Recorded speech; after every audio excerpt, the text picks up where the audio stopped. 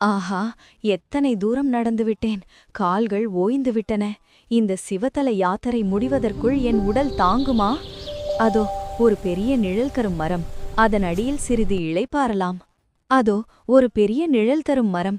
அதன் அடியில் சிறிது இளைப்பாறலாம். ஆச்சரியத்துடன், யாரது? மரத்தின் உச்சியில் ஒரு சிறுவன் அமர்ந்திருக்கிறானே. ஹே பாட்டி, இவ்வளவு களைத்துப் போயிருக்கிறீர்கள்.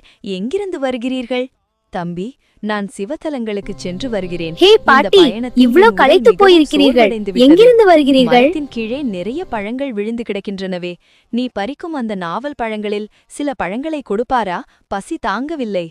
கொடுப்பதற்கென்ன, தாராளமாக கொடுக்கிறேன் பாட்டி. ஆனால் உங்களுக்கு நான் கொடுக்கும் பழம் சுட்ட பழமா அல்லது சுடாத பழமா? எது வேண்டுமென்று முதலில் சொல்லுங்கள். தம்பி, என்ன வேடிக்கை பேசுகிறாய்? பழத்தில் சுட்ட பழம் சுடாத பழம் என்றெல்லாம் உண்டா?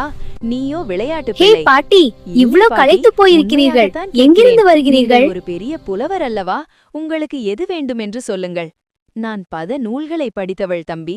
நாவல் பழத்தை சுட்டு சாப்பிட்டால் அதன் சுவை போய்விடுமே. அதனால் நீ எனக்கு சுடாத பழமாகவே கொஞ்சம் நிறையத்தா. சரி பாட்டி, உங்கள் விருப்பப்படியே பழங்களை மரத்திலிருந்து உதிர்க்கிறேன். ஔவையார் ஆர்வத்துடன் கீழே விழுந்துள்ள மண்ணில் இருக்கும் பழங்களை எடுத்து அதிலிருக்கும் மண்ணை அகற்ற வாயால் ஃபூ என்று ஊதுகிறார். பாட்டி, பழம் சுடுகிறதா? அதனால்தான் ஊதி சாப்பிடுகிறீர்களா? சுடாத பழம் வேண்டும் என்று கேட்டீர்கள். ஆனால் நீங்கள் சாப்பிடுவது என்ன பழம்?